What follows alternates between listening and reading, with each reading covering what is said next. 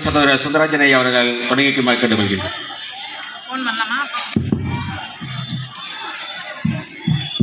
தொட்டியம் அருள்மிகு திருப்புர சுந்தரனுடைய அருள்மிகு அருணாச்சலேஸ்வரர் திருக்கோவிலில் சிவன் ராத்திரியை முன்னிட்டு சிறப்பு சொற்பொழிவு துவங்க இருக்கிறது. ஆங்காங்கே உள்ள பக்த கோடிகள் கலந்து கொண்டு சொற்பொழிவை கலந்து கொண்டு சிறப்பிக்குமாறு கேட்டுக்கொள்கிறோம். நன்றி.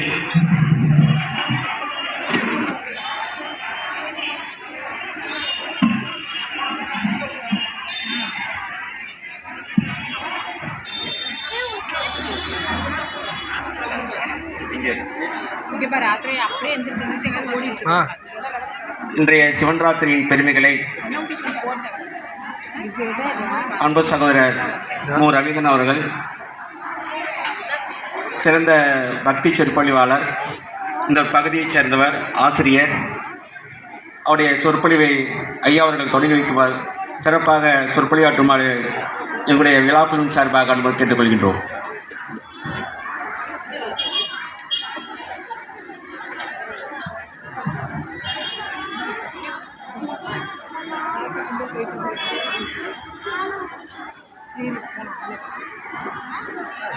ஏகப்பராசக்தி ஈசனார் கோரங்கமே ஆகம்பரா வித்யா ஏகப்பராசக்தியார் ஒரு சிவகுரு யோகம் பராசக்தி உண்மை ஏத்தாமே சைவ சமயத்தனிநாயகன் நந்தி உய்ய வகுத்த குருநெறி ஒன்றுண்டு தெய்வ சிவநெறி சன்மார்க்கம் சேர்ந்துய்ய வையத்துளார்க்கு வைகுத்து வைத்தானே. திருச்சிற்றம்பலம். திரிபுர சுந்தரி உடனாய அனலாடீஸ்வர பெருமான் திருவடிகள் போற்றிவோம். நமச்சிவாய சிவாய நமோம். அறம் வளர்த்த நாயகி உடனுரை அறப்பளீஸ்வரர் பெருமான் திருவடிகள் போற்றிவோம். நம சிவாய சிவாய நமவோம். உண்ணாமலை தாயார் உடனுரை அண்ணாமலையார் பெருமான் திருவடிகள் போற்றிவோம். நம சிவாய சிவாய நமவோம். திருச்சிற்றம்பலம். மாதந்தோறும் வருகின்ற சிவராத்திரி, இந்த மாசி மாதம் வரக்கூடிய சிவராத்திரிக்கு மட்டும் மிகுந்த வரவேற்பு அளித்து நாம் கொண்டாடுகிறோம். சிவராத்திரி சிவனை நினைந்து உருகக்கூடிய நாள்.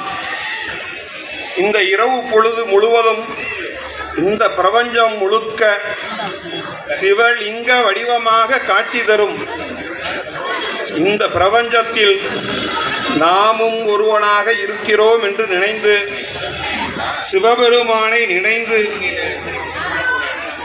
சிவ மந்திரத்தை சொல்லுவதனால் நமக்கு எல்லா விதமான பலன்களும் வந்து சேரும். மகா பிரளய காலத்தில் சிவபெருமானுள் அன்னை உமாதேவியார் ஒடுங்கி நின்ற தினம் மகா சிவராத்திரி. அன்னை இந்த பிரபஞ்சத்தின் சக்தி என்றால் ஐயன் இந்த பிரபஞ்சமே ஐயனாக இருக்கிறார். இந்த பிரபஞ்சமே ஐயனாக இருந்து மக்களுக்கெல்லாம் அருளாசி புரிகிறார். இன்றைய தினம் பிரபஞ்சம் முழுவதும் லிங்க சொரூபமாக மாறுவதால் சிவராத்திரி அன்று சிவ மந்திரத்தை நாம் உச்சரித்து சிவனை வழிபட வேண்டும். அவ்வாறு வழிபடுவதனால் நமக்கு எல்லா விதமான நன்மைகளும் வந்து சேரும் என்பது சின்னம். சிவமும் சக்தியும் இணைந்து அருளும் தினம் என்பதாலேயே இந்த தினம் மிகவும் சிறப்பு வாய்ந்தது. இந்த நன்னாளில் வழிபடுவதன் மூலம் அம்மையப்பர் அருளை எல்லோரும் பெறுவோமாக. சிவராத்திரி என்றால் சிவாய என்ற சொல், சி என்ற சொல் சிவனை குறிக்கும், வாய் என்ற சொல் சக்தியை குறிக்கும், யா என்பது ஆன்மாவை குறிக்கும். சிவாய. இதில் யா என்ற ஆன்மா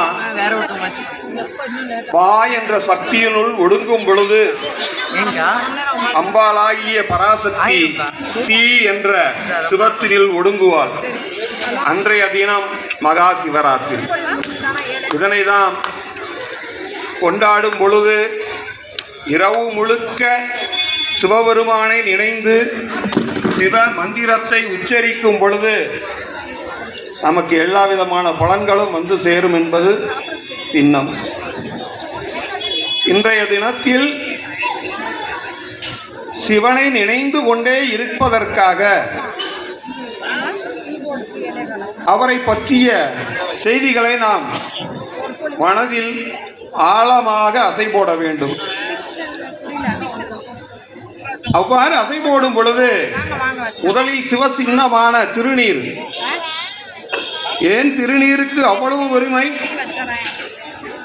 உத்தரகோச மங்கை உடனுரை மங்களநாத சுவாமி திருக்கோயிலில் ஒரு சிவராத்திரி பொழுதில் அம்பாளுக்கு ஈசன் விடிய விடிய திருநீற்றின் மகிமைகளை உபதேசம் செய்தார்.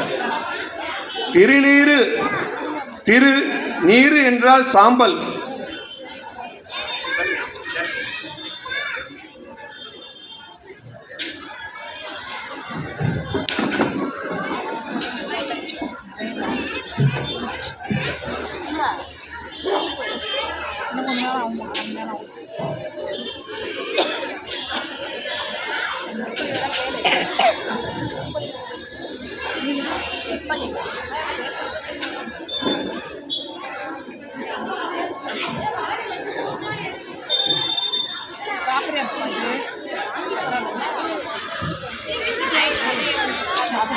திருநீற்றின் பெருமைகளை உத்தரகோச மங்கை உடனுரை மங்களநாத சுவாமி பெருமான். மங்களநாத சுவாமி உத்தரகோச மங்கை தாயாருக்கு ஒரு நாள் இரவு முழுவதும் திருநீற்றின் மகிமைகளை எடுத்துரைத்தார். அந்த நாள் ஒரு மகா சிவராத்திரி. திருநீற்றின் பெருமை சொல்லவே உருவானது. ஞானசம்பந்த பெருமானை நினைவு கூறுவோம். மந்திரம் ஆவது நீரு வானவர் மேலது நீரு என்று திருநீற்றின் மகிமையை ஒரு பதிகமாகவே பாடியுள்ளார். திருநீரு பிறப்பெடுக்கும் எவரும் முடிவில் ஒரு பிடி சாம்பலாவர் என்ற தத்துவத்தை உணர்த்துவதுதான் திருநீர். நீரு என்றால் சாம்பல், திருநீரு என்றால் மகிமை பொருந்திய நீர் என்று பெயர். இதற்கு விபூதி என்றும் சொல்லுவார்கள். விபூதி என்றால் ஐஸ்வர்யம், ஞானம் என்று பொருள் கொள்ளலாம். அதனால் விபூதி. திருநீர் என்றால் ஈடு இணையற்ற செல்வம். திருநீற்றை பூசுவதற்கு வரைமுறை உண்டு. அண்ணாந்து பார்த்து வடக்கு முகம் நின்று ஈசனை நினைந்து ஈசனின் திருநாமம் உச்சரித்து திருநீற்றை பூச வேண்டும். அவ்வாறு பூசுவதால் உங்களுக்கு எல்லா விதமான நன்மைகளும் கிடைக்கும். தேவர்களும் ஞானிகளும் போற்றிய திருநீற்றை நாமும் அணிந்து வாழ்க்கையில் வளமோடு வாழ்வோமாக. அகத்திய பெருமான் திருநீற்றின் பெருமையை கூறும் பொழுது, திருநீற்றை கொடுப்பவர் செய்த தவப்பயன் மற்றும் பூசை பலன்களை பெறுபவர் வாங்குவோருக்கு போய் சேர்ந்துவிடும். எனவே திருநீற்றை யார் கையில் வாங்குகிறோம் என்பதும் முக்கியம். தியானத்தில் சிறந்த உயர் நலன்கள் உள்ளவர்களிடம் மட்டுமே விபூதியை பெற வேண்டும் என்று அகத்திய பெருமான் கூறுகிறார். திருநீற்றின் பெருமைகளை இப்பொழுது கேட்டீர்கள். அதேபோல சிவராத்திரி அன்று நடந்த சில நிகழ்வுகளை தங்களிடம் பதிவு செய்ய விரும்புகின்றேன்.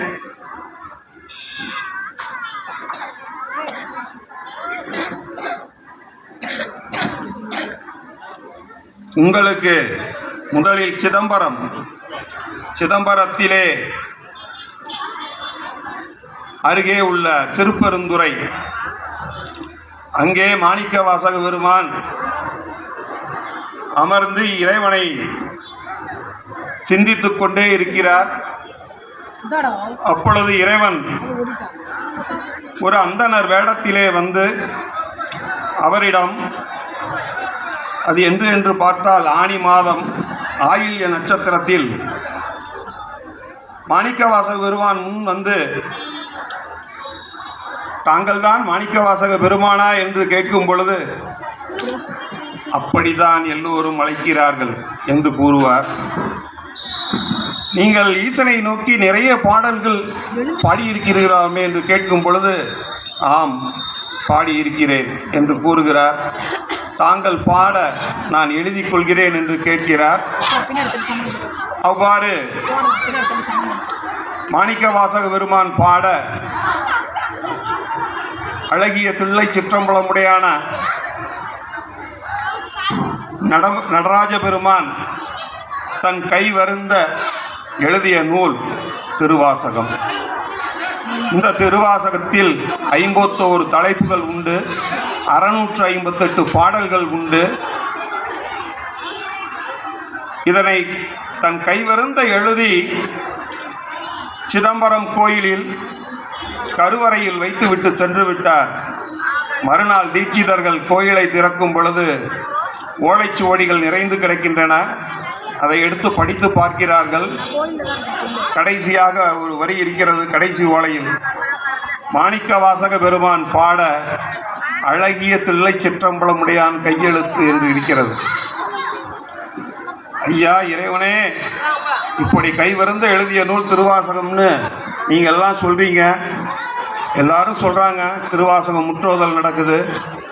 உண்மையாலுமே திருவாசகம் இறைவனால் எழுதப்பெற்ற நூல் என்று சொல்ல முடியுமா? அப்படி என்றால் சொல்ல முடியும்.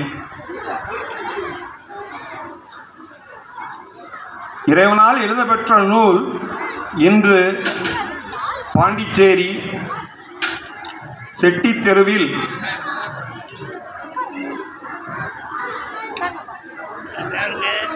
அம்பலத்தாடிய ஐயர் மடம், அம்பலத்தாடிய ஐயர் மடத்தில் இருக்கிறது. ஏன் இந்த சிவராத்திரி அன்று இதை சொல்ல வேண்டும் என்று நினைக்கிறேன் என்றால், மகா சிவராத்திரி அன்று மட்டுமே கண்ணாடி பேழையில் வைத்து பொதுமக்களின் பார்வைக்காக வைக்கப்படுகிற நூல்.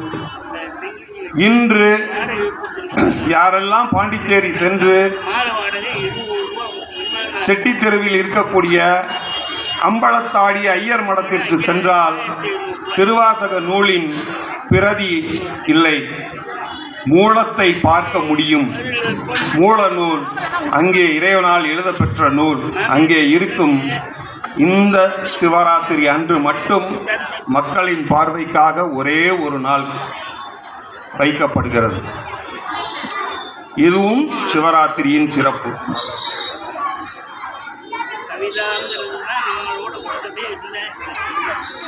அடுத்ததாக நாம் காண இருப்பது திருவாரூர் தியாகேச பெருமான். ஊர் எப்போது உருவாச்சுன்னு யாருக்கும் தெரியாது. ஏன்னா அந்த ஊருக்கு எப்போ உருவாச்சுன்னு யாருக்கும் சொல்லவும் முடியாது.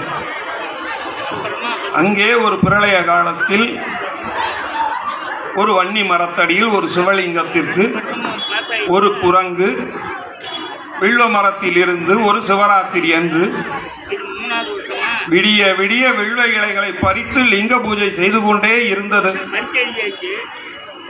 ஈசனுக்கு ஏகவில்வம் சமார்ப்பணம், ஏகவில்வம் சமார்ப்பணம்.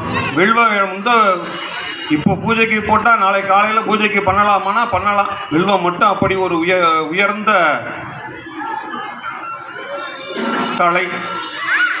வில்வத்தை வந்து விடிய விடிய லிங்க பூஜை செய்தவுடன் விடிந்தால் ஈசனே அங்கு காட்சி கொடுத்து அடுத்த பிறவில் நீ அரசனாக பிறவாய் என்றார். அப்பொழுது அந்த குரங்கு கேட்டது, இந்த பிறவியில் நான் செய்த பயனை அடுத்த பிறவியில் அனுபவிக்கும் பொழுது இப்பொழுது இருக்கக்கூடிய குரங்கு முகத்துடனும் மனித உடலுடனும் பிறக்க வேண்டும் என்று வரம் கேட்டது. அவ்வாறே அருளினோம் என்றார். அந்த அருளால் பெற்ற அருளால் முசுகுந்த சக்கரவர்த்தியாக பிறந்து சோழ மண்டலத்தை ஆட்சி செய்த அவருடைய ஆட்சி காலத்தில் ஒரு நிகழ்வு நடக்கிறது.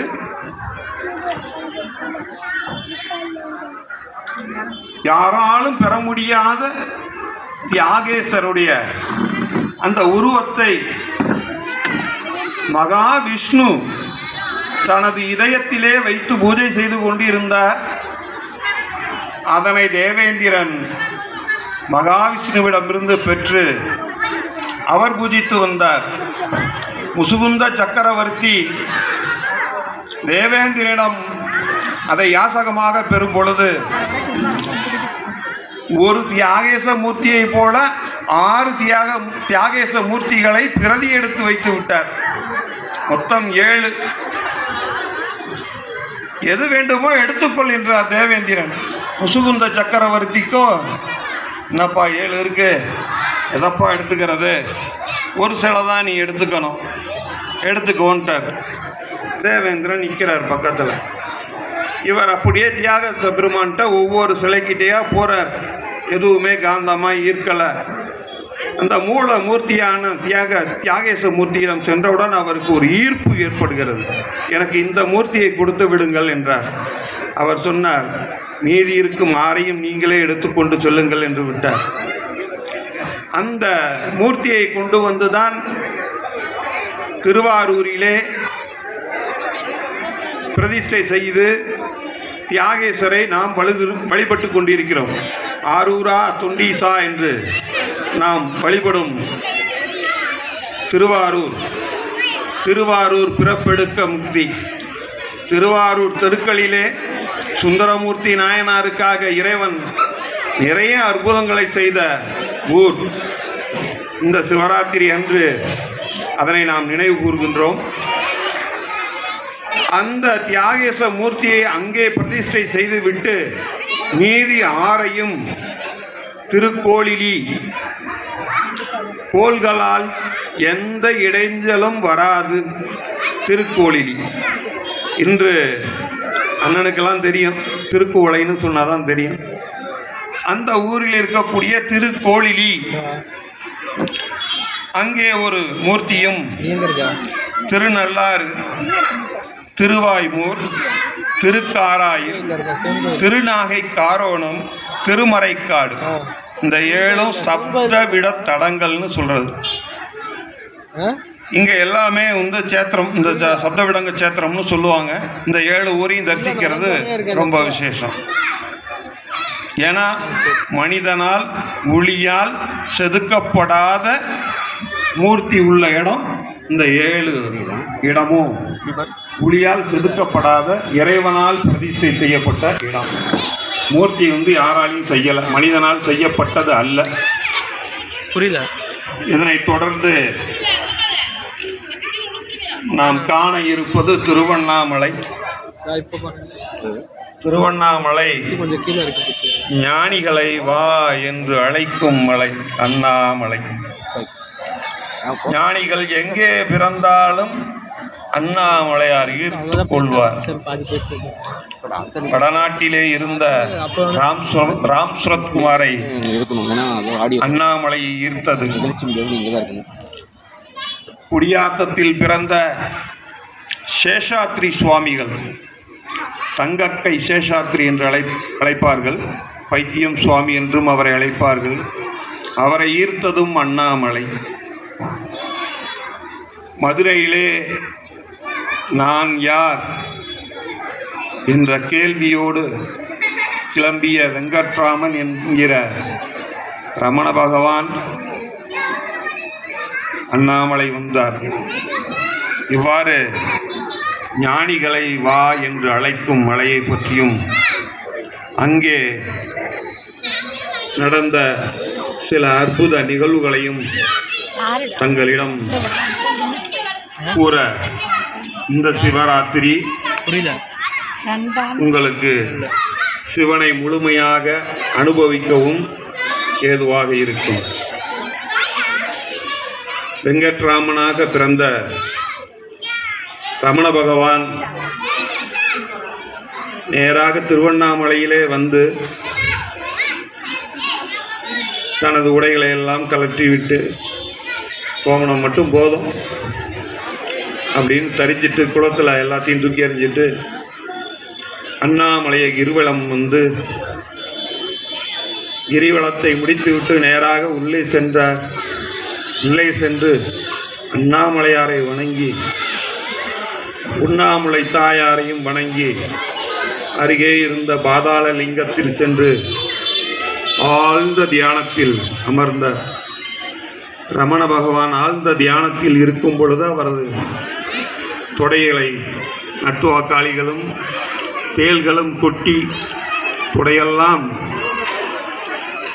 ஓட்டை போட்டு விட்டன. ஆனால் ரமண பகவானுக்கு எதுவுமே தெரியாது. ஆழ்ந்த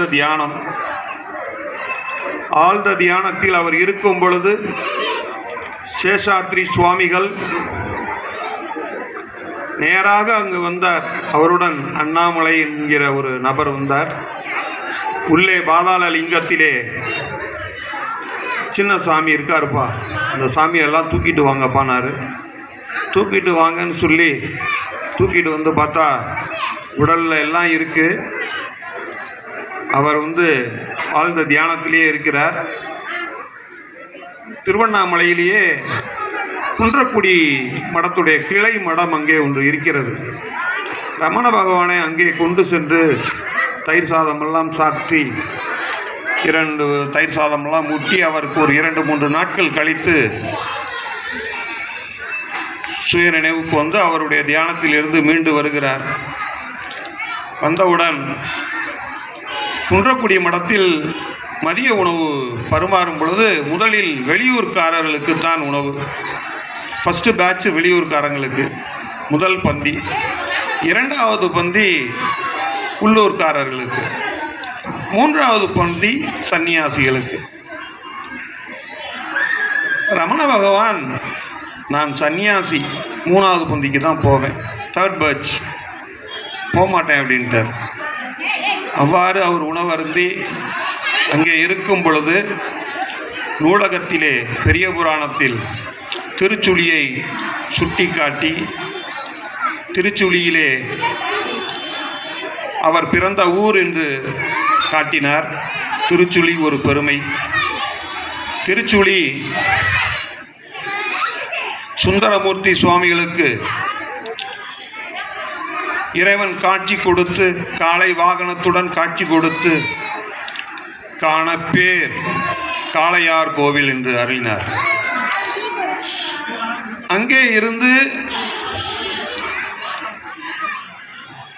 அவருக்கு ஆளை அனுப்பி இதுபோன்று 14 வயது சிறுவன் இங்கே இருக்கிறார் என்று கூறும் பொழுது அவர்களுடைய ரமண பகவானுடைய தாய்மாமன் வந்து அழைக்கிறார்.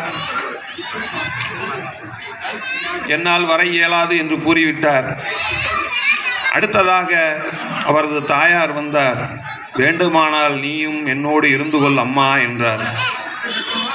பிற்காலத்தில் அவர் தாயார் ரமண பகவானோடு வாழ்ந்தார்.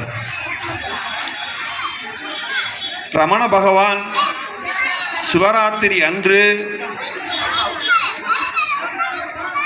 தனது ஆன்மீக சொற்பொழிவை ஆரம்பிக்கும் பொழுது திருக்காலத்தி அப்பனை நினைந்து திருக்காலத்தியிலே திண்ணப்பன் கண்ணப்பனான கதையை உரைப்பார். அவ்வாறு உரைக்கும் பொழுது நாணன் காடன் இவர்களையெல்லாம் சொல்லி அங்கே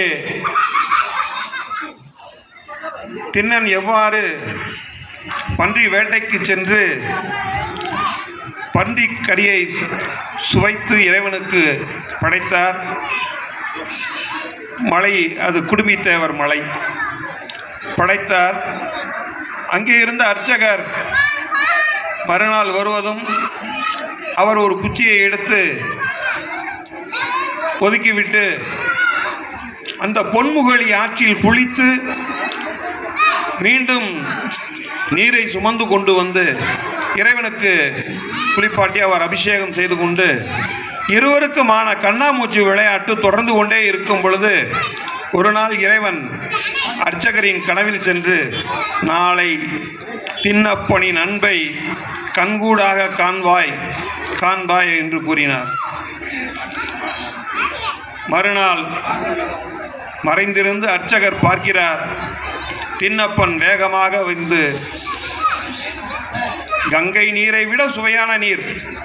இறைவன் சொல்றார், திண்ணப்பன் வாயிலிருந்து பொன்முகலி ஆற்றின் நீரை லிங்கத்தின் மீது ஊற்றி தலையில் வைத்திருந்த பூவை லிங்கத்திற்கு சாற்றி அவர் சுவைத்து வைத்து எச்சிலோடு வைத்த அந்த மாமிசத்தை வைத்து கும்பிடும் பொழுது இறைவனின் வலது கண்ணில் இரத்தம் வழிகிறது.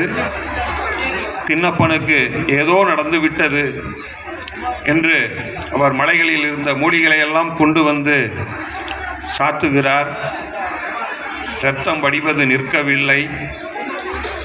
கண்ணுக்கு கண் என்று கூறி திண்ணப்பன் தனது வலது கண்ணை எடுத்து இறைவனுக்கு சாற்றுகிறார்.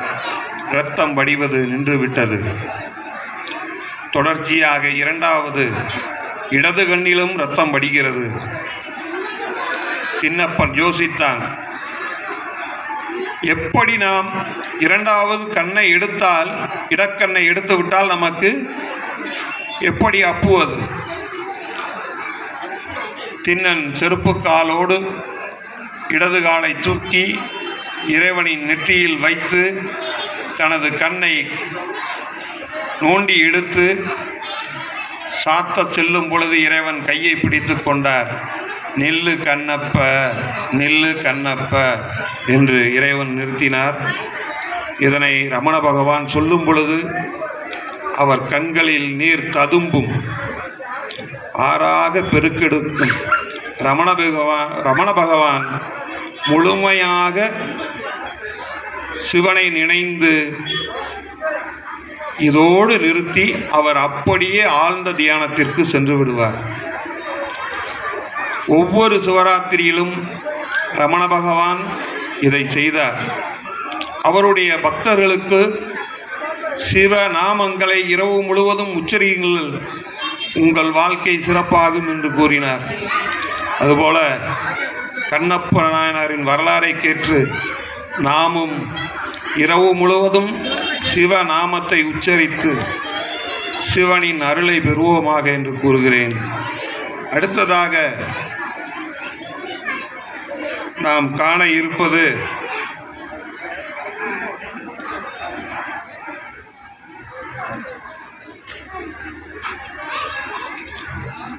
அண்ணாமலை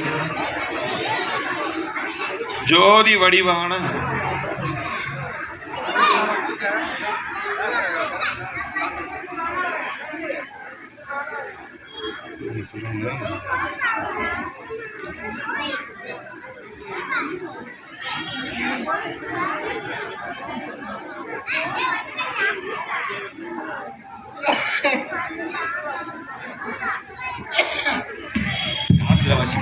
அன்பார்ந்த பக்த கொடிகளே, அருள்மிகு சிறுபுர சுந்தரி சமேத அனலாடீஸ்வரர் ஆலயத்தில் 2 ஆண்டுகளுக்கு முன்பாக மிக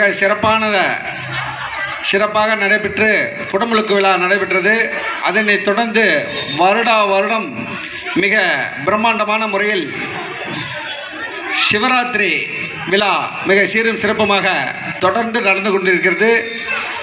அதனை முன்னிட்டு இன்றைய தினம் இப்பொழுது முதற்கால பூஜை நடைபெற உள்ளது.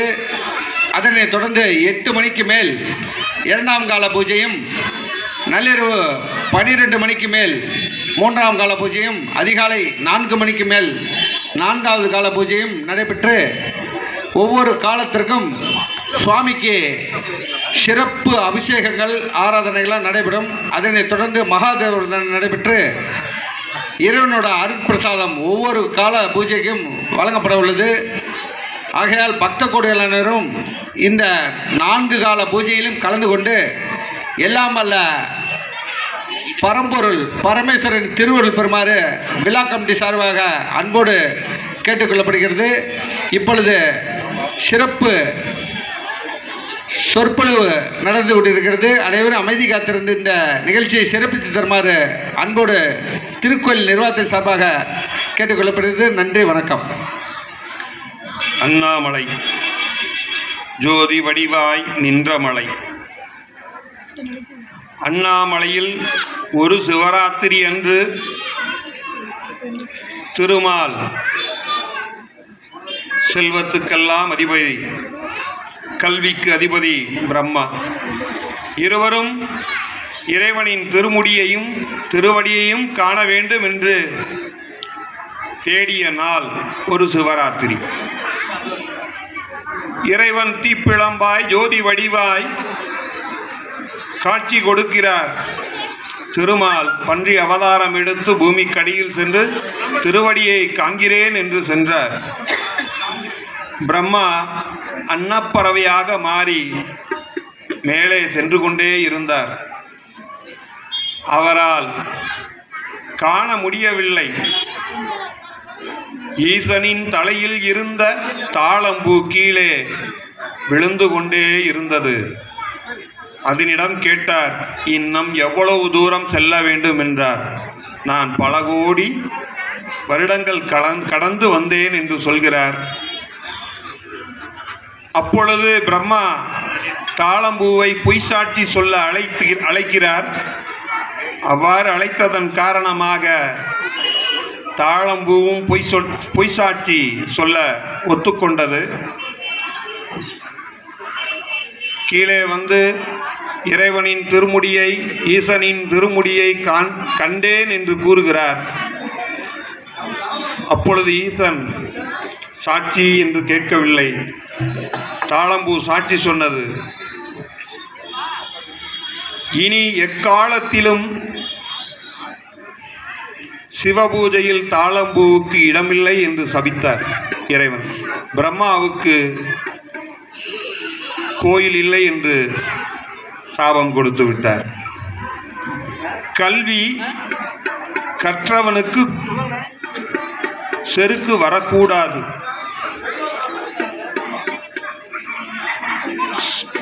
நமது ஊரில் நிறைய பேர் சொல்லுவார்கள், படித்தவன் பொய் சொன்னால் ஐயோ என்று போவான் என்று. காரணம் இதுதான். திருவடியை காண சென்ற திருமால் வந்தார். வந்து இறைவா, தங்கள் திருவடியை காண இயலவில்லை என்று கூறினார். அவ்வாறு நடைபெற்ற தினம் சிவராத்திரி. இதற்கு மேல் ஒரே ஒரு நிகழ்வை மட்டும் கூறி எனது சொற்பொழிவை முடித்துக் கொள்ள நினைக்கிறேன். என அடுத்த நிகழ்வு ஆரம்பமாக போகிறது. திருப்பதி திருமலையில் எழுந்தருளி இருக்கும் திருமலை வெங்கடேச பெருமானுக்கு வருடம் முழுவதும் அவருக்கு நாமம். ராமானுஜரால் மங்களாசாசனம் செய்யப்பட்ட கோயில். அந்த கோவிலிலும் இன்று சிவராத்திரி அன்று ஒரு நாள் மட்டும் வெங்கடேச பெருமானுக்கு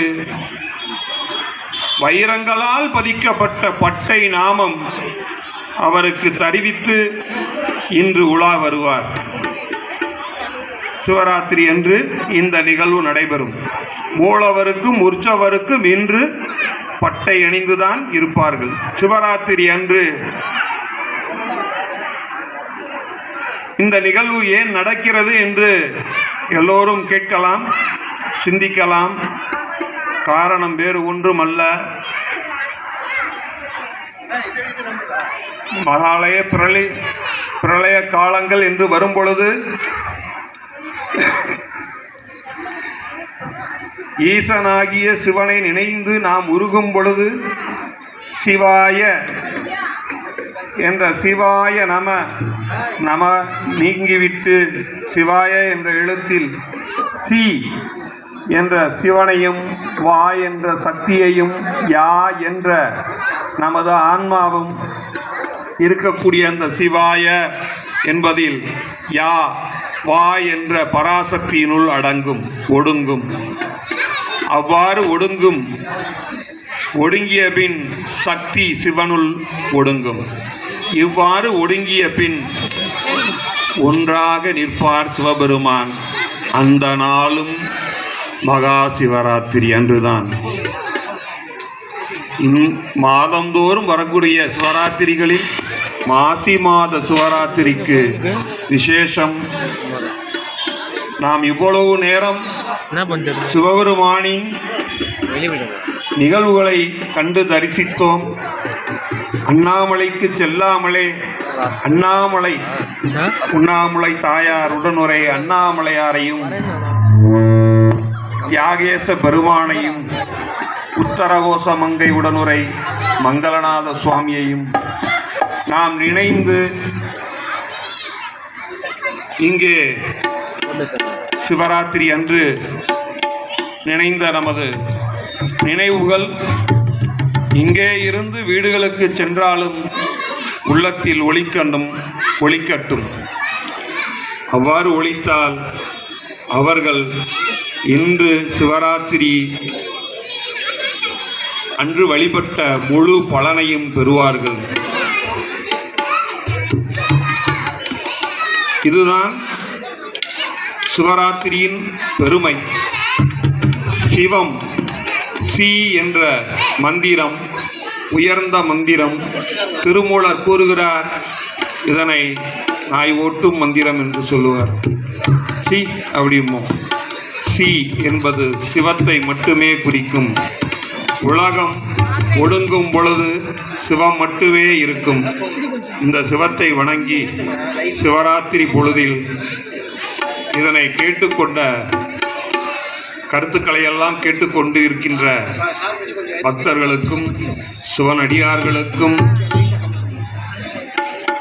எல்லா நலமும் வளமும் அருளும் சக்தியான பராசக்தி இன்றைய பொழுதில் ஈசனை நினைந்தோருக்கு எல்லா வளத்தையும் அருள் புரிவாள் என்று கூறி இந்த எளியனுக்கு பேச வாய்ப்பளித்தமைக்கு நன்றி கூறி விடைபெறுகிறேன். நன்றி, வணக்கம். திருச்சிற்றம்பலம். எங்களுடைய நிகழ்ச்சியின் முதல் தொடக்கமாக முத்தான நிகழ்ச்சியை அன்பு சகோதரர் சிவனை பேசுவர் வழக்கானது எப்பொழுதும் பொய் பேசாத நிலையில் இன்று ஒரு நிகழ்வு கூட நடந்துச்சு. நான் பெருமைக்குரிய விஷயமா இந்த இடத்துல சொல்லிக்கிறேன். காலையில் ஒரு விஷயம் சொன்னார், இது மாதிரி ஒரு குழந்தை பிறக்க போகுது அப்படின்னு. பாப்பா 1 மணிக்குள்ள பிறந்தா ஆம்பளை பிள்ளை அப்படின்னாரு. அதே போல் நடந்துச்சு. ஏன்னா அவர் சொன்ன விதம் அது மாதிரி, ஏன்னா வாயிலேருந்து வரல, தானாக வந்த விதம். அதில் சிவத்தை விரும்பக்கூடிய யாருக்குமே அது வாயால் பேசுகின்ற பொழுது அவருடைய வாக்கு பலிக்கும். அதனால் அவர் நல்லதே எல்லாருக்கும் வாக்கு சொல்லுமாறு கேட்டுக்கொண்டு, ஏன்னா இன்றைக்கி அவர் சொன்ன வாக்கு பலித்தது. நான் பல சிக்கலில் இருக்கேன், சிவன் என்னையை இங்கிட்ட அங்கிட்ட சுவைச்சு பார்க்குறேன் போனால் அது பிரச்சனையே இல்லை, அது 1 மணிக்குள்ளே பிறந்துடும், அது ஆம்பளை பிள்ளைனார் எங்கள் அக்கா பையனுக்கு. அந்த செய்தி கேட்டதுமே முதல் ஃபோன் அவர் தான் பண்ணேன், தம்பி நீ சொன்ன விஷயம் நடந்துச்சு, அதில் யாருக்குமே நல்லதே சொல்லுப்பா அப்படின்னு. அதில் ஏன்னா இதுக்கு காரணம் முக்கியமாக ரவீந்திரன் பேசப்படவில்லை, அவருக்குள்ளே இருக்கக்கூடிய சிவன் தான் பேசியிருக்கிறார். அதனால் இந்த நேரத்தை அந்த மகிழ்ச்சியான செய்தி கூறிக்கொண்டு எங்கள் நிகழ்ச்சியின் அடுத்ததாக திரிபுர சுந்தரியின் புகழை பாடிய எங்கள் ஐயா சுப்பிரமணிய அவருடைய பாடலை அவர் இன்னொரு கோயிலில் இப்போ திருவாசகம் முற்றோல் பண்ணிட்டு இருக்காரு. வர முடியாத காரணத்தில் இருந்தாலும் எங்கள் தமிழ் பருவியின் அன்பு சகோதரர் பிரேம்குமார் அவர்கள் அந்த பாடலை வாசிக்குமாறு கேட்டுக்கொள்கின்றேன். தம்பி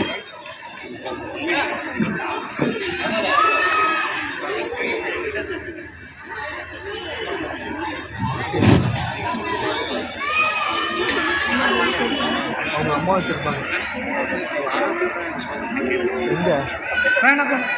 இங்கேயா பெற்ற தாய் தன்னை மகமறந்தாலும் பிள்ளையை பெறும் தாய் மறந்தாலும் கற்ற நெஞ்சகம் கலை மறந்தாலும் கண்கள் நின்று இமைப்பது மறந்தாலும் உற்ற தேகத்தை உயிர் மறந்தாலும் உயிரை மேவிய உடல் மறந்தாலும் நற்றவர் தவர் உள்ளிருந்தோங்கும் நம சிவாயத்தை நான் மறவேனே. நம சிவாயத்தை நான் மறவேனே. இறை அன்பர்களால் நினைந்திருக்கக்கூடிய இந்த இனிய வேளையிலே முதலாவதாக நம்முடைய ரவீந்திரன் அவர்கள் ஒரு மிகச்சிறந்த ஆன்மீகவாதி. அவர்களை நிறைய பேர் அடையாளம் தெரியாமல் இருக்கிறார்கள். அண்ணன் அவர்கள் மனம் மெய் மொழிகளால் எப்போதும் இறைவனையே எண்ணிக்கொண்டிருக்கக்கூடியவர்கள். அண்ணன் அவர்களை மிக நெருக்கமாக சந்தித்த ஒரு சிலருக்கு மட்டுமே தெரியும். எப்போதும் அவர் இறை சிந்தனையிலேயே வாழக்கூடியவர். அண்ணன் அவர்கள் நம்மிடையே வந்து இங்கே ஒரு ஆன்மீக சொற்பொழிவை நிகழ்த்தி இருக்கிறார்கள். மிகச்சிறப்பாக அந்த சொற்பொழிவை நிகழ்த்தி இருக்கிறார்கள். எனவே அண்ணன் அவர்களுக்கு என்னுடைய மனமார்ந்த பாராட்டுதல்களை தெரிவித்துக் கொள்கிறேன்.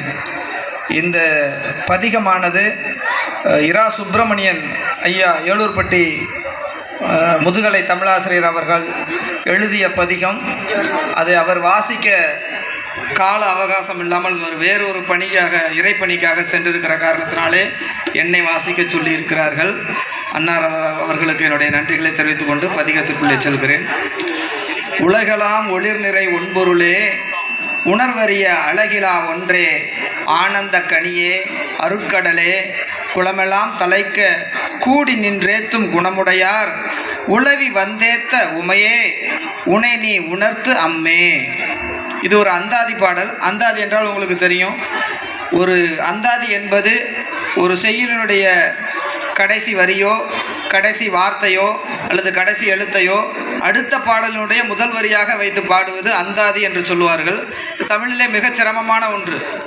ஒரு வார்த்தையில் முடிந்ததென்றால் அடுத்த பதிகத்தினுடைய வார்த்தை அந்த முதல் வார்த்தையை கடைசியாக என்ன முடிந்ததோ அதை வைத்து பாடக்கூடிய ஒரு பாடல் வகை.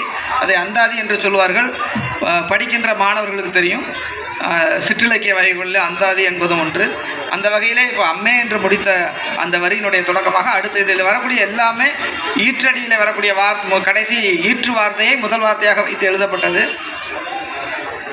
அம்மா தாயே திரிபுர சுந்தரி அருள் விளக்கே இம்மாநிலத்தில் எளியேன் வாழ்வு இடர்வருமோ சும்மா இருந்து சுகம்பெறு வழிதர பழிவருமோ எம்மான் அனலாடி ஈசன் செவி குளிர் இன்மொழியே மொழியும் மறைகள் முழுதும் ஞானமென் முழுமுதலே வழி தமிழாகம கலைவளர் செல்வி உனையல்லார் அழியும் கலை கண்ட அல்லற் படவும் ஆற்றுவனோ இழியும் நிலைதனை மாற்றி இன்கலை அருளும் அம்மே. கலைதரு ஞானமே இகபர மேன்மை காட்டுப்பொருள் மலைதரு மகளே மாசிலா மணியே மாயை தவிர் நிலைதான் உயர நீள் உலகுதனில் யான் நீந்தி நாளும் அலை வினை யாக்கை ஆவியை காக்குமென் அமுதக் காற்றே. காற்றும் கனலும் புனலோடு மண்ணும் கலந்து வாழ ஏற்றதோர் விண்ணே இமவானின் மகளே எங்களிடர் கூற்றாகி வந்து குடியை கெடுக்கும் கொடிய வினை ஆற்றேன் அடியேன் அருள்மலை தந்து நீ ஆதரிப்பாய். நீயே துணையென நெடுநாள் முயன்று நின்னடியில் தாயே பணிய தன்னொளி தந்து தாங்கி நிற்கும் தூய மணியாம் திரிபுர சுந்தரி தொட்டியத்தில் சேயேன் வாழ சிவஞானம் ஈவாயன் திருவருளே. திருவருள் புரியும் திரிபுரை நீயே தேனமுதே குருவருள் சேர கொள்கையோர் நாட கூட்டுவிக்கும் வருமொழி இன்பம் அருள்மொழியாக வானுலக அருள்நெறி காட்டும் அனலாடி அப்பர் அணிமணியே. மாணிக்க வாசகர் ஆகி நீயே இந்த மண்ணுலகில் பேணியே காத்து பெருந்துரு நல்கும் பெருமையலே வேணியம் அண்ணல் அனலடி பாதம் விரும்பி தொழ தோணியா இங்கு திறம் அருள் அம்மே திரிபுரையே. திரிபுர சுந்தரி தொட்டியம் நகரில் தோன்றி வளர் பெரியதோர் வாழ்வே பேர் அருளாமையன் பெருந்துணையே அரி அயன் தேடவே அனலாய் வளரும் ஆதி சிவம் ஒருதவ பொருளாம் உத்தமி உனையே ஓதுகின்றார். ஓதிய ஆரணம் சைவத்துறையில் ஒடுங்கும் நிலை வேதியன் மாலோடு ஏன யாவரும் விரும்பி நிதம் சாதிக்கும் முறைமை தமிழ்மறையன்றோ சந்நிதியில் நீதியால் ஓதி நிலை பெற வணங்கி நீடு வாழ்வாம். தொட்டிய மதுரை காளி துணையென அருகிருக்க ஒட்டியே அழகு நாச்சி ஊரெல்லை காத்து நிற்க கட்டிய அனலாடியாம் நின் கரம் பற்றி வந்தேன் என் பட்டியல் துயரம் நீங்க பார்த்தருள் பராபரையே. இந்த பதிகத்தை எழுதியவர் இரா சுப்பிரமணியன் ஐயா அவர்கள். இங்கே இதை வாசிப்பதற்கு வாய்ப்பளித்தமைக்காக தமிழ் பேரவை மற்றும் முத்தமிழ் சங்கம் மற்றும் இக்கோயிலினுடைய அனைத்து சிவ அருள் பெற வந்திருக்கக்கூடிய உங்களுக்கும் எனக்கு வாய்ப்பு நல்கிய அனைவருக்கும் நன்றி தெரிவித்துக் கொண்டு விடைபெற்றுக் கொள்கிறேன். நன்றி, வணக்கம்.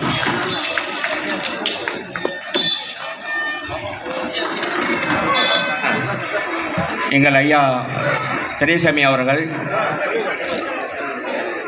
இந்த நிகழ்வின் தொடக்கமாகவும் வாழ்த்துறை வழங்குவதற்காகவும் ஐயா அவர்களை அன்பளிக்கின்றோம்.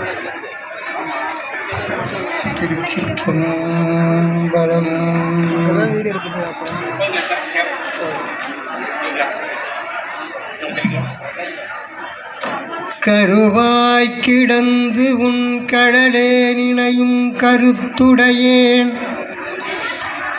ஒருவாய் தெரிந்து உன் நாமம் பயின்றேன் உனதருள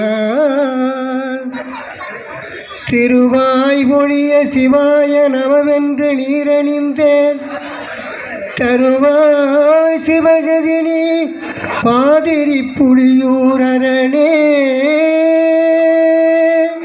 திருச்சிற்றம்பலம். சிவாய நம.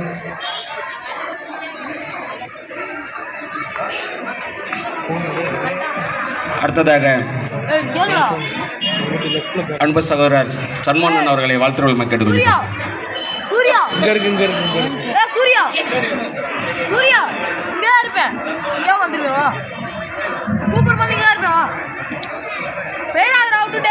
இந்த மகா சிவராத்திரியினுடைய சிவபெருமானுடைய அருளை பெற வருகை தந்திருக்கக்கூடிய சான்றோர் பெருமக்களே, பக்த கோடிகளே, தமிழ் பேரவையினுடைய தலைவர் அருமை சகோதரர் சேகர் அவர்களே, முத்தமிழ் மன்றத்தினுடைய பொறுப்பாளர்களே, தமிழ் பேரவையினுடைய செயலாளர் கணேசன் அவர்களே, ஸ்ரீ ராகவேந்திரா கலாலயம் அதனுடைய பொறுப்பாளர் அருமை நண்பர் ராமச்சந்திரன் அவர்களே, உங்கள் அனைவரையும் இந்த இரவு பொழுதில் அதுவும் இந்த மகா சிவராத்திரி நாளில் சந்திப்பதில் இறைவனுடைய அருளை பெற்றதாக எண்ணி உங்கள் அனைவரையும் இந்த மகா சிவராத்திரி விழாவிற்கு வருகை தந்த உங்கள் அனைவரையும் இந்த தமிழ் பேரவை மற்றும் முத்தமிழ் சங்கம் ராகவேந்திரா கலாலயம் தலைவர் உங்கள் அனைவரையும் வருக என வரவேற்கின்றேன். அதே போல நம்மளுடைய 63 நாயன்மார்களில் ஒருவரான கண்ணப்ப நாயனாருடைய கதையை இங்கு நமக்கு சிறப்பாக வழங்கி இங்கு அமர்ந்திருக்கக்கூடிய அருமை தம்பி ரவீந்திரன் அவர்களே, அதே போல சுப்பிரமணிய ஐயா அவர்கள் நம்மளுடைய தாயார் திரிபுர சுந்தரியினுடைய பற்றி திரிபுர சுந்தரி தாயார் பற்றி எழுதிய அந்த பாவை வெண்பாவை இங்கே சிறப்பாக நமக்கு பாடி காட்டிய நம்மளுடைய தமிழ் பேரவையினுடைய முன்னாள் தலைவர் அருமை சகோதரர் தலைமை ஆசிரியர் பிரேம்குமார் அவர்களையும், அதனை ஒட்டி தமிழ் பேரவையினுடைய அமைப்பாளர்களில் ஒருவரான கவிஞர் பெரியசாமி ஐயா அவர்களையும், இங்கு வருகை தந்திருக்கக்கூடிய அனைத்து சான்றோர் பெருமக்களையும் பக்த கொடிகள் அனைவரையும் வருக வருக என வரவேற்கின்றேன். மேலும் இந்த நம்மளுடைய மகா சிவராத்திரி அன்று முழுமையாக நம்மளுடைய சிவனுடைய ஒவ்வொரு அதாவது இன்று நடக்கக்கூடிய அத்தனை பூஜைகளை நம்ம பார்க்கிறோம். முதல் காலம், இரண்டாம் காலம், மூன்றாம் காலம், நான்காம் காலம் என்று இருக்கக்கூடிய அனைத்து பூஜைகளையும் நாம் தரிசிக்கின்ற பொழுது, இறைவனை பார்க்கின்ற பொழுது இறைவனுடைய முழு ஆசை நமக்கு கிடைக்கும் என்பதில் எந்த ஐயப்பாடும் இல்லை. ஆகவே நம்மளுடைய ஐயனுடைய சிவபெருமானுடைய இந்த அனைத்து பூஜைகளையும் 4 கால பூஜைகளையும் நீங்கள் கண்டு இறைவனுடைய அருள் பெற உங்களை வாழ்த்துவதற்கு இல்லை, இறைவனுடைய அருள் உங்களுக்கு கிடைக்க வேண்டும் என்று நானும் வணங்கி விடைபெறுகின்றேன். நன்றி, வணக்கம்.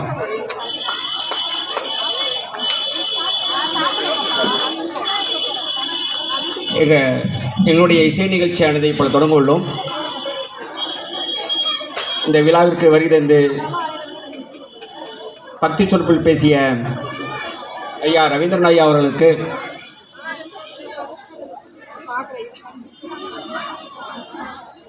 முத்தமிழ் சங்கத்தின் தலைவர் சண்முக அண்ணன் அவர்கள் கொண்டாடி போற்றுவார்.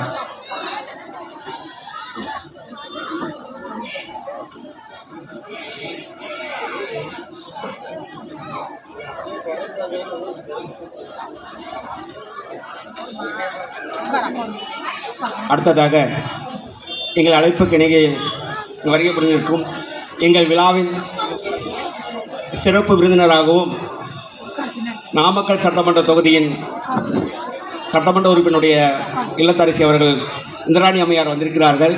அவர்களுக்கு பொன்னாடை போட்டுமாறு கேட்டுக்கொள்கின்றோம்.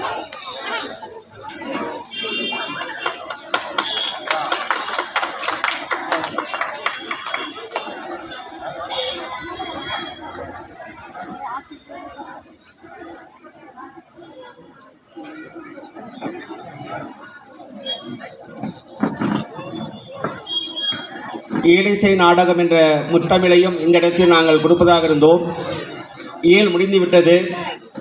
இசையானது தொடங்குவதற்காக அன்பு சகோதரர் பாரியையா அவர்கள் 2 நாட்கள் முன் தொடர்பு கொண்டார். எங்களுடைய பரதநாட்டியத்தோடு சேர்த்து சேர நிகழ்ச்சியை ரெடி பண்ணியிருந்தோம். அது எங்களுடைய இறைவன் எப்பொழுதுமே சோதனை செய்வார் அல்லவா. அடுத்த வாரம் கிடைக்கக்கூடிய எங்களுடைய பரதநாட்டிய மிஸ்ஸுடைய ஆப்ரேஷன் போன வாரமே இந்த வாரம் நடந்ததுனால அந்த நிகழ்வு நடத்த முடியல.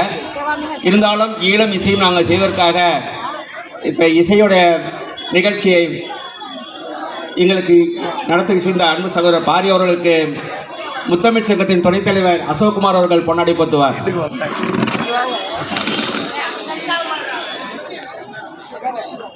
பாரி அவர்கள்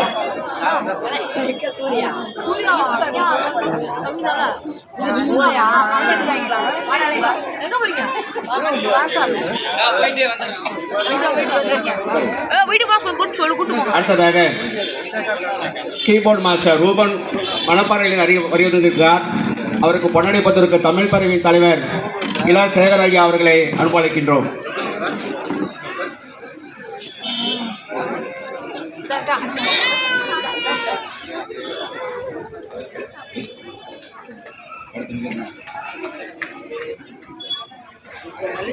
சாக்ஸ்ட்ரம் ஐயா அவர்கள் திருச்சியில் வருகிறார். கிறிஸ்டோபர் அவர்கள்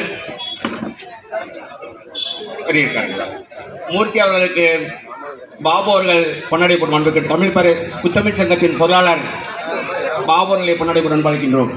நானும் பாலா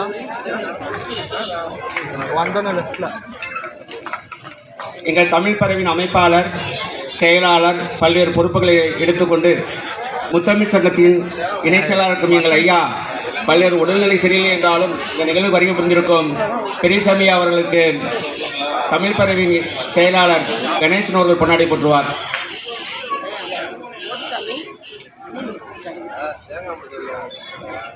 ஒரு போட்டுறாரு, உங்களுக்கு போட்டுறாரு. மனசாட்சி முக்கால் இருந்துச்சு.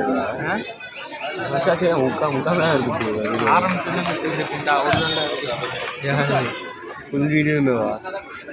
எங்கள் அழைப்புக்கு இணங்க வருகை புரிந்திருக்கும் தமிழ் பறவையின் கௌரவ தலைவர் நீலகண்டனை அவர்களுக்கு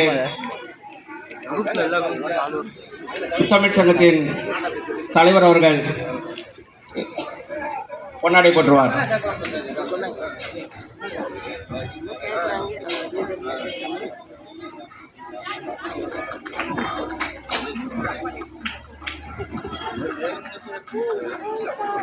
அடுத்ததாக எங்கள் நிகழ்வை அழைப்பிருந்து வருகை புரிந்து நிகழ்ச்சியை கண்டுகளித்து எங்களுக்கு பக்கமாக இருக்கும் அன்பு சகோதரர் நளினன் அவர்களுக்கு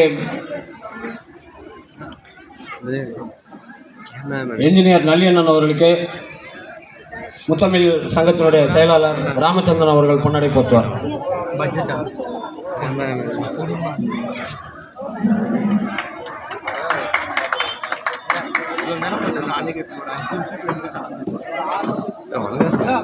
வணக்கம்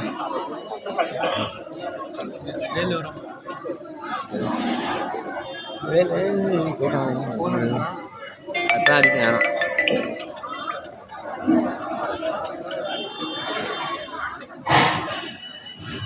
தமிழ் பேரனுடைய தலைவர் அருமை சகோதரர் வழக்கறிஞர் சேகர் அவர்களுக்கு நம்மளுடைய ரவீந்திரன் அவர்கள் பொன்னடை போற்றுமாறு அன்போடு கேட்டுக்கொள்கின்றனர்.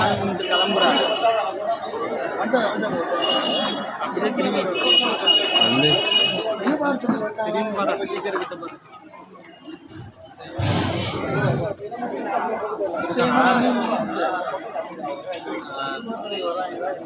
வழக்கறிஞர் அசோக்குமார் தமிழ் பேரனுடைய முத்தமிழ் சங்கத்தினுடைய இணைத் தலைவர் அசோக்குமார் அவர்களுக்கு நம்மளுடைய செயலாளர் பொன்னடை போற்றுமாறு அன்போடு கேட்டுக்கொள்கின்றேன். வந்து ஃபேமிலி விட்டாங்க. நான் போயிட்டு வந்தேன் கூட இதுதான் சாமி வெளியே அதெல்லாம் சேர்த்துறாங்க வெளியே திறந்தா இருக்கும்.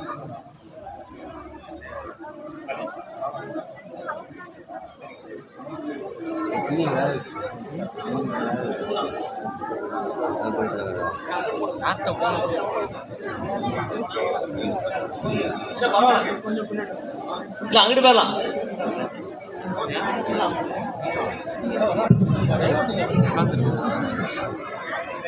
கூப்பிடுறேன்.